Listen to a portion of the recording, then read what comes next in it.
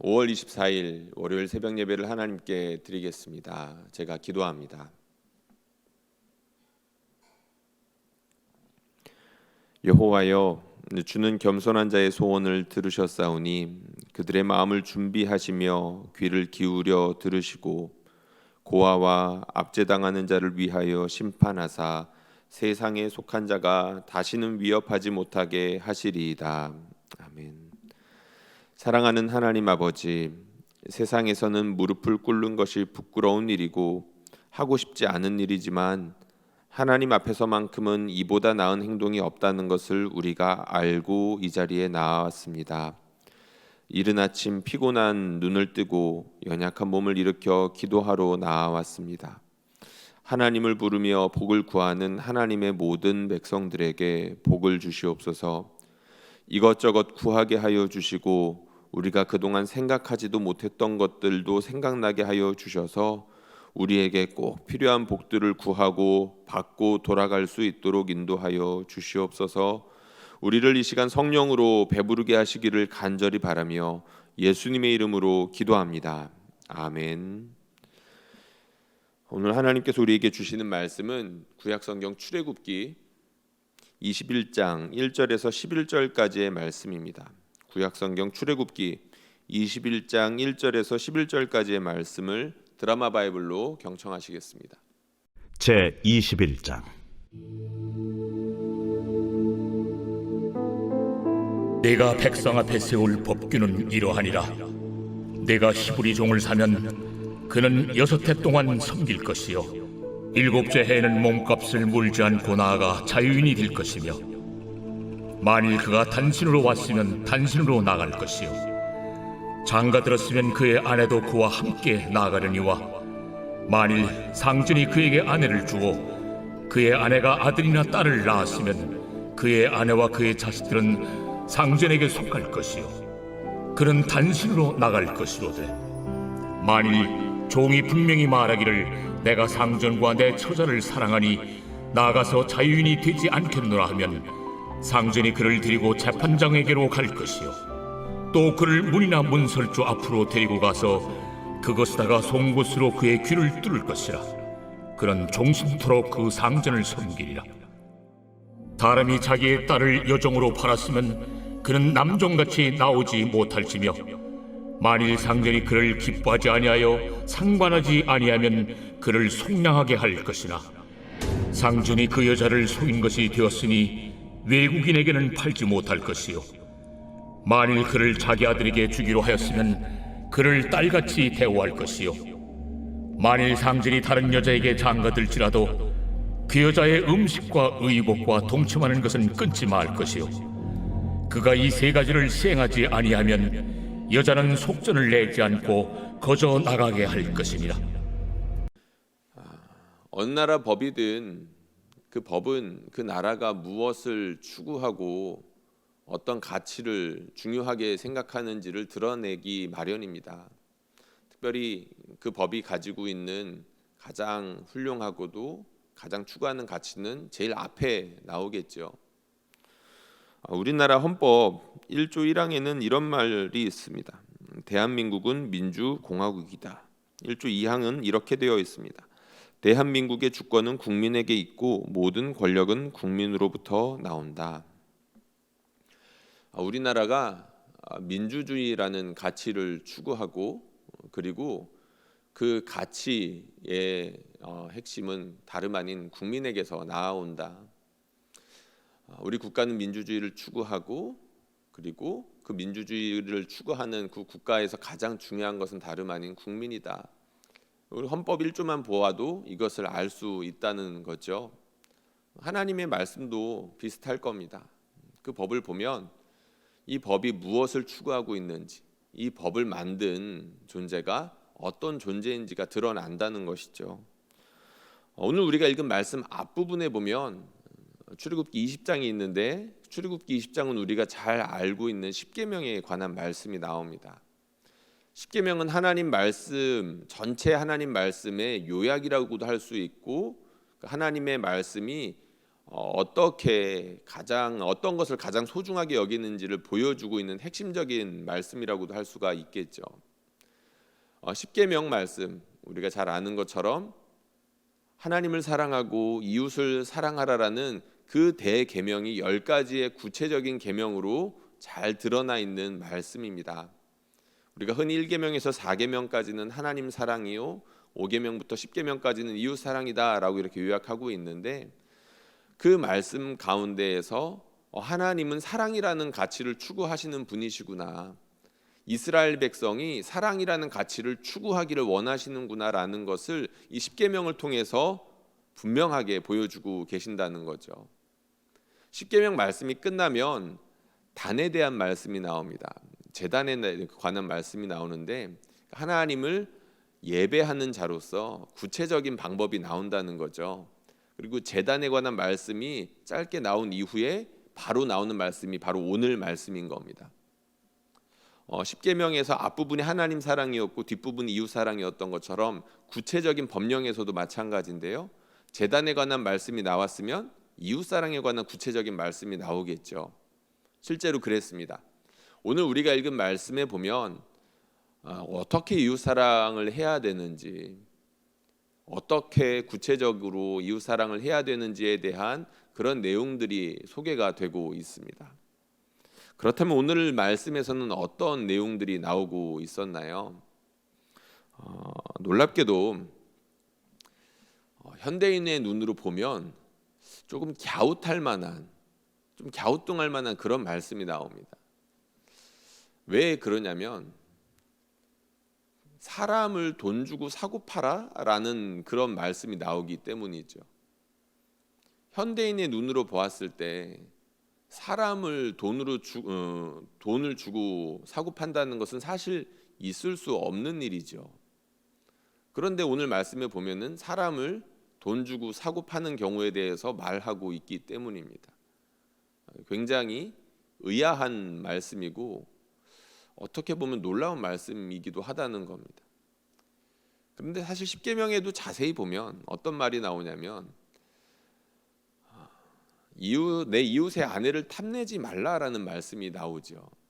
근데 그 말씀이 어느 맥락에서 나오냐면 도적질 맥락에서 나옵니다. 그러니까 당시 시대에서는 여자를 제물로 생각했다라는 그런 가치관이 고스란히 드러나고 있는데, 이상하게도 하나님 말씀에서도 그대로 나오고 있다는 겁니다.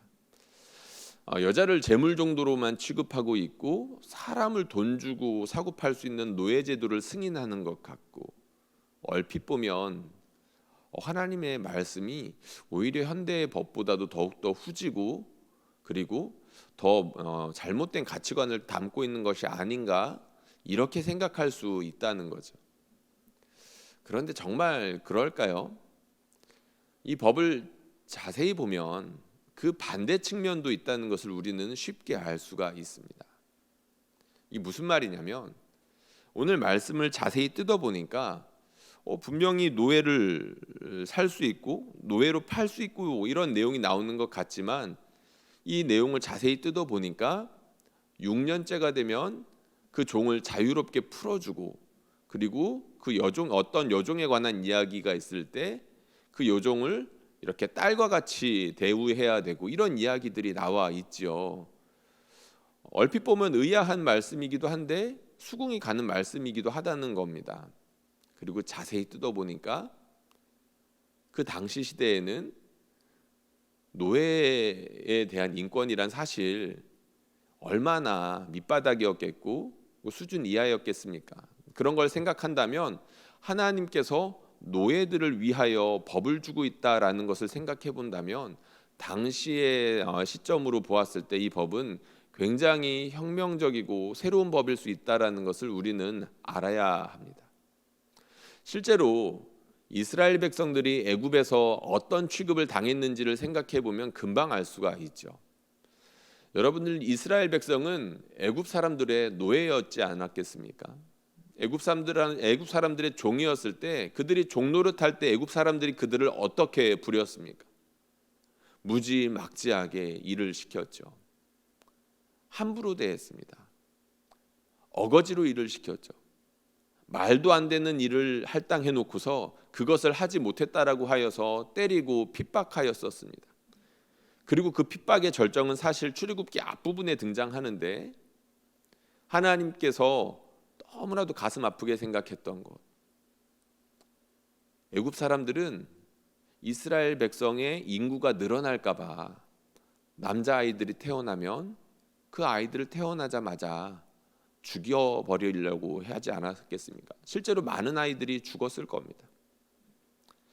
그러니까 때리면 맞아야 되는 것이 당시 노예였고, 죽이면 끽소리 내지 못하고 그냥 죽어야 되는 것이 당시 노예였다는 겁니다. 그런데 하나님께서 이스라엘 백성에게 법을 주고 계신데 그 법이 누구를 위한 법이 나오고 있는 겁니까? 노예들을 위한 법이 나오고 있는 겁니다. 당시 사람들의 생각으로는 감히 생각할 수 없는 정도로 하나님께서 노예들에게 관심이 있으시고 노예들을 위하여 구체적인 지침을 주고 계신다라는 내용이 나오고 있다는 것이죠. 우리는 성경을 읽을 때 한 가지 중요한 원리를 알고 있어야 됩니다. 그것이 무엇이냐면 하나님의 말씀은 시간이 지날수록 구체화되고 발전하고 있다라는 사실입니다. 하나님의 약속도 마찬가지죠. 가장 중요한 말씀이라고 할 수 있는 메시아에 관한 말씀, 메시아에 관한 약속도 그러합니다. 창세기 3장에 보면 하나님께서 여자의 후손이 내 머리를 상하게 할 것이다 라는 말씀이 있죠. 그 말씀 자체만 놓고 보면 이게 도대체 무슨 말이야? 라고 우리는 궁금해할 수밖에 없습니다. 그런데 그 메시아를 향한 말씀, 메시아를 주시겠다라는 그 말씀이 구약 성경 내내 반복해서 나오지만 똑같은 모습으로 나오는 것이 아니라 점점 구체화되고 그 하나님의 종인 메시아가 어떤 모습으로 인류를 구원할 것인가에 대한 내용이 점차 세밀하게 나온다는 것이죠. 명령 또한 마찬가지입니다. 하나님께서 하나님의 백성들이 어떻게 살아야 된다라는 구체적인 지침을 주시는데, 이 고대 근동 문화에서는 당시의 문화 그리고 당시의 생각과 사고들을 바탕으로 하여서 그 사람들이 받을 만한 그런 법을 주시는데, 물론 그 상황을 혁명할 만한 그런 씨앗을 품고 있는 것은 사실입니다. 어쨌든 하나님의 백성들에게 명령을 주시죠. 근데 그 명령이 시간이 지나가고 그리고 점점 시대가 발전할수록 하나님의 말씀도 구체화되며 발전한다는 것을 알 수가 있습니다. 오늘 말씀에 보면 노예들에 관한 말씀, 당시 시대상으로 봤을 때 노예들을 위한 말씀이 주어졌다라는 것 자체가 굉장히 놀라운 말씀인데, 이 법은 어떤 식으로 발전하게 됩니까? 어제 우리가 주일 말씀에서 들었던 말씀 여러분들 기억하실 겁니다. 담임 목사님께서 남자와 여자에 관한 말씀을 구체적으로 말씀해 주셨는데, 사도 바울이 당시의 생각으로는 정말 생각하기 힘든 혁명적인 말씀을 주죠. 갈라디아서 3장에 보면 이런 말씀이 있습니다. 너희는 유대인이나 헬라인이나 종이나 자유인이나 남자나 여자나 다 그리스도 예수 안에서 하나이니라. 아멘. 이것은 당시의 사람들이 생각하기에 정말로 충격적인 말씀이 아닐 수가 없었던 그런 말씀이었습니다. 물론 사도 바울의 말에도 보면 노예, 당시의 종, 그것을 인정하는 것 같은 말씀들을 이어서 하고 있지만, 바울의 말들을 잘 보면, 정말로 자세히 보다 보면 결국에는 그 노예 제도가 사라져야 되고 이 땅 가운데 있는 모든 억압과 핍박이 사라져야 된다라는 그런 귀한 사상이, 그런 씨앗이 숨겨져 있다라는 것들을 우리는 어렵지 않게 발견할 수가 있습니다. 그러니까 이런 점들을 생각해 본다면 하나님은 당시에 여자를 죄물 취급하고 있었던 그런 생각들이나 종들을 사고팔고 있었던 그런 제도들을 긍정하셨다라고 볼 수가 없는 것이죠. 비록 그런 악한 시대를 참고 인내하셨지만 이스라엘 백성을 통하여서, 정확히 말하면 하나님의 말씀에 순종하는 이스라엘 백성을 통하여서 하나님이 어떤 분이시고 하나님이 어떤 가치를 추구하시는지를 나타내시며 온 세상 가운데 하나님의 영광을 드러내고자 하셨던 것입니다. 그러니까 당시에 모든 사람들이 노예들을 무시하고 핍박했다라고 한다면 노예들을 존중하고 자유롭게 해주는 이스라엘 백성을 통하여서 히브리 사람들의 하나님인 여호와는 노예들까지도 존중하며 노예들까지라도 관심 있게 쳐다보고 계시며 이 땅 가운데에서 그들이 진정으로 자유롭게 되기를 원하시는 그런 하나님이시다라는 것을 하나님의 백성을 통해서 나타내기를 원하셨다는 것입니다. 지금도 그것은 마찬가지겠죠. 사실 극적으로 예수 그리스도께서 하나님이 어떤 분이신지를 분명하고도 선명하게 나타내어 보여주지 않으셨습니까? 예수님은 누구를 위해서 돌아가셨습니까? 우리를 위해서 돌아가셨는데 우리는 어떤 사람들입니까? 하나님을 향하여서 죄를 지은 사람들입니다. 하나님을 향하여서 하나님의 자리를 빼앗고자 했던 그런 존재였던 거죠. 하나님을 배역한 사람들, 배신한 사람들, 하나님을 향하여서 죄를 짓고 뒤돌아선 사람들을 위하여서 대신 죄값을 치르신 분이 예수님이셨습니다.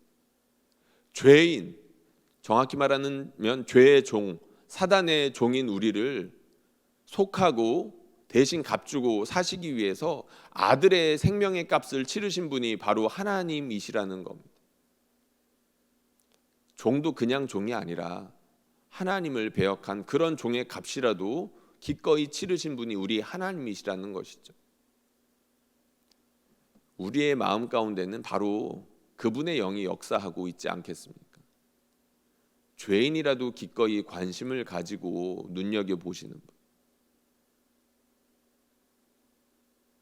이 세상 가운데에서 아무도 관심을 갖지 않고 무시하는 그런 사람들에게 관심을 가지고 그들을 향하여서 손을 뻗어주고 계시는 바로 그분의 영이 우리 마음 가운데 역사하고 있다는 것입니다.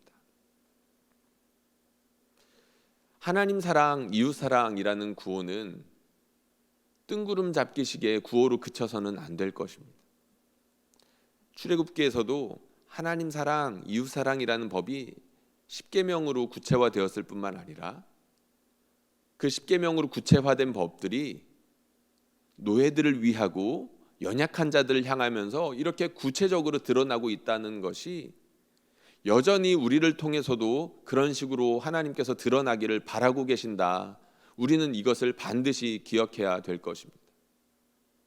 한 가지만 짚고 오늘 말씀을 마무리하겠습니다. 연약한 사람들은 그러면 우리에게 있어서 연약한 사람들은 어떤 사람들이겠습니까? 구체적으로 많이 특정할 수 있겠지만 한 가지 말씀을 드리자면 평소에도 안중에 들어오지 않는 사람들, 우리 눈에 별로 잘 안 띄는 사람들이 연약한 사람들일 가능성이 매우 높습니다. 우리가 너무나 쉽게 무시하기 때문에 평소에 잘 생각하지 못하는 그런 사람들이 하나님께서 보시기에는 너무나도 소중하고 주목하고 계신 분일 수 있다라는 것이죠. 우리에게 소중한 사람이고 우리에게 영향력을 행사하는 사람이라면 우리가 감히 무시할 수 있겠습니까? 그런데 우리에게 어떠한 영향력도 미치지 못하는 사람, 오히려 우리가 아는 척 했다라고 한다면 오히려 우리에게 방해가 되고 괜히 돈만 들어가고 시간만 들어가는 그런 사람들이 연약한 사람이고 하나님께서 관심을 가질 그런 사람일 가능성이 높다는 것이죠. 오늘 이 시간 하나님께서 그런 사람들 생각나게 해주셨으면 좋겠습니다. 하나님이 콕 집어서 노예들을 위한 법을 주셨던 것처럼 우리가 평소에 무시하고 있는 종들과 같은 사람들, 우리가 평소에 무시하고 사는 그런 사람들을 하나님께서 위하고 계신다라는 것을 깨닫게 해주시고 구체적으로 그런 분들이 어떤 분들인지를 성령으로 깨닫게 하여 주셔서 그분들을 구체적으로 실제적으로 섬길 수 있게 하여 주시기를 주님의 이름으로 축원합니다. 우리가 함께 기도하겠습니다. 우리가 이 시간 기도할 때에 방금 말씀드린 것처럼 성령님 이 시간 찾아와 주셔서 역사하여 주시고 그동안 너무 이기적이어서 나밖에 몰랐는데 내가 평소에 분명히 내 눈앞에 있으면서도 무시하고 지냈던 사람들은 없는지, 내가 너무 바쁘고 내가 해야 될 일이 너무 많아서 안중에도 없었던 그런 사람들은 없었는지 생각나게 해주십시오. 그래서 하나님께서 나를 통하여서 그 사람들을 향하여 손을 뻗게 하여 주시고 그리스도의 향기가 흘러가게 하여 주시옵소서. 그리고 우리 교회를 위해서도 기도해 주십시오. 교회는 바로 그런 일들을 위하여서 존재하는 것 아니겠습니까? 바로 그런 사람들이라도 하나님을 예배하게 만들고 그런 사람들이라도 하나님의 사랑을 풍성하게 느낄 수 있게 해주는 것이 바로 교회가 되어야 하지 않겠습니까? 하나님, 이미 우리 교회 가운데서는 그런 일들이 일어나고 있는데 지금보다 100배, 1000배 더욱더 풍성하게 일어나게 하여 주시옵소서. 성령을 부어 주시옵소서. 함께 기도하겠습니다. 사랑하는 하나님 아버지, 우리에게 은혜 주시니 감사드립니다. 노예들을 위하여서 하나님 빨리 발걸음을 옮기시고 그들을 향하여서 손을 내밀어 주시는 하나님을 찬양합니다.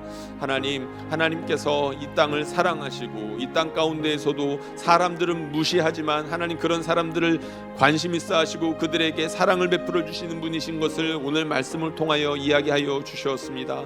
하나님, 우리에게 선언하여 주셨습니다.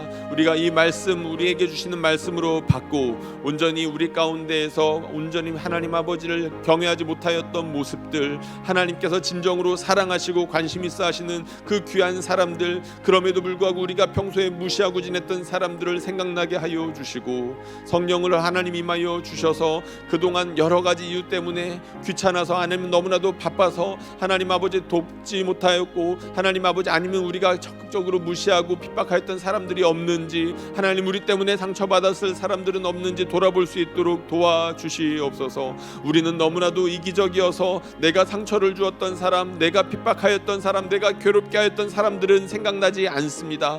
하나님, 너무나도 하나님 아버지 생각하는 것들이 내 중심적이어서 다른 사람들을 향하여서 내가 어떤 잘못을 했는지에 대해서는 잊어버리기가 일수입니다. 하나님, 그런 이기적인 생각 성령으로 다시 한번 바뀌기를 원하고 새롭게 되기를 원하오니 혹시라도 우리가 하나님을 향하여서 바르지 못하였던 모습들을 반성할 수 있도록 인도하여 주시고 온전히 회개하고 돌이킬 수 있는 시간이 될 수 있도록 인도하여 주시옵소서. 하나님 아버지, 언제나 내가 당한 것들만 생각이 나고 내가 하나님 아버지 꾸짖고 하나님 해코지 한 것들은 생각나지 않으며 사람들을 괴롭게 했던 것들은 잊어버리는 것들이 너무 쉬운 것 같습니다. 그런 이기적인 저희의 모습들을 하나님 반성하오니 우리 가운데 성령으로 역사하여 주셔서 그런 잘못된 모습이 온전히 성령으로 새롭게 될 수 있도록 인도하여 주시옵소서. 너희가 마음을 새롭게 함으로 변화를 받으라는 그 말씀, 우리에게 잘못된 모습들을 온전히 바꾸고 하나님을 사랑하고 구체적으로 이웃을 섬길 수 있는 모습으로 탈바꿈 하라는 것 아니겠습니까? 하나님, 이 시간 성령이 역사하여 주셔서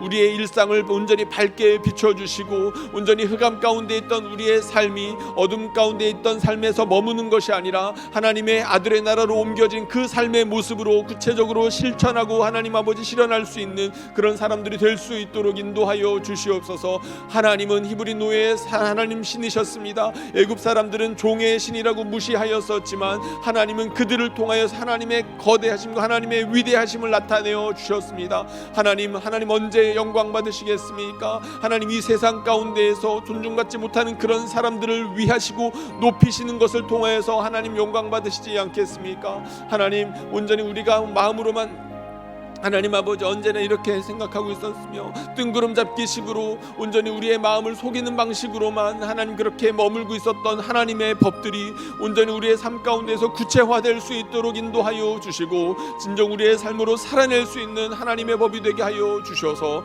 우리가 온전히 주님의 소금과 빛의 역할을 감당해낼 수 있도록 인도하여 주시옵소서. 썩어지는 역할을 할 수 있도록 인도하여 주시며 빛을 비추는 역할을 온전히 할 수 있도록 인도하여 주시며 그 맛을 잃어버려 세상 가운데서 밟히지 아니하게 하여 주시며 온전히 세상에게 짠맛을 내게 하여서 이 세상이 정말로 살맛나는 하나님 그러한 세상이 되게 하는 사람들, 하나님 이 세상에 생명이 역동하게 하는 그런 사람들로 쓰임받을 수 있도록 아버지 인도하여 주시옵소서. 사랑하는 하나님 아버지, 이 기도의 제목을 가지고 끈질기게 기도할 수 있는 우리가 될 수 있도록 도와주시옵소서. 언제나 우리가 필요한 것들을 구하고 온전히 우리에게 정말 배부르게 하는 것들만 하나님 구합니다. 그것이 나쁘지 않습니다. 그러나 거기에만 머무르지 않을 수 있도록 도와주시고 나를 통하여 이 세상의 사람들을 배부르게 하며 나를 통하여서 이 세상의 연약한 사람들을 일으킬 수 있게 하여 주시며 꺼져가는 등불들을 끄지 않으시는 하나님의 따뜻한 그 보호하심들을 세상 사람들에게 보여줄 수 있도록 인도하여 주시며